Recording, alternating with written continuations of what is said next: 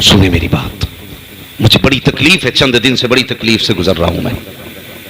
हाँ, एक बच्ची का एक दिन फोन आया, वो कहने लगी मौलाना दुआ कर दें कि अल्लाह इतना दे दे कि मेरा अपना घर बन जाए।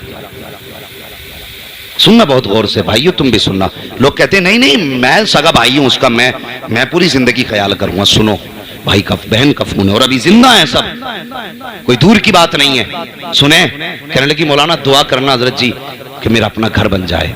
मैंने कहा अल्लाह बेहतर करे, इंतजामात करे। और उसके बाद कहने लगी मैं एक बात आपसे कह सकती हूँ। मैंने कहा कहो बहन। रोने लगी। उसने कहा कोई दुआ ऐसी भी कर देना कि मेरे बाप और मेरे भाई बस मुझे अपनी बेटी और अपनी बहन समझने लगे। मैंने कहा बात क्या है?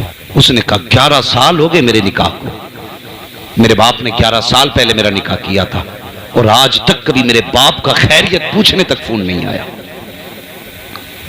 लोग कहते हैं बारिश नहीं हो रही, कहां से होगी बारिश?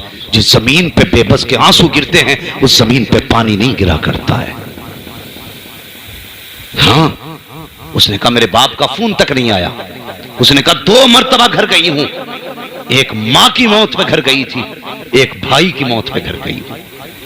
और उसमें भी उसने ये कहा जितने दिन मैं अपने घर पे गई ना, मैंने अपना राशन खरीद के अपने बच्चों को पका के खाना खिलाया। कहने लगी मेरे बच्चे मुझसे पूछते मां दुनिया में सबके रिश्तेदार होते हैं, क्या हमारा कोई रिश्तेदार नहीं? दुनिया में सबके अपने होते हैं, 11 साल एक घर में घुटते हुए हो गए, कभी किसी ने हमें बुलाया तक नहीं। ये कहते कहते वो बेटी रोने लगी। भाई मैं क्या जवाब देता उसे? मैंने कहा बाप नहीं, उसने कहा है। कहा भाई का भाई भी है। मैंने कहा गरीब है, कहा नहीं जमींदार हैं। मैंने कहा फिर ऐसा क्यों कर रहे हैं? कहा मैं नहीं जानती और मुझे बता। मैंने कहा कभी तूने अपने भाइयों से हक नहीं मांगा?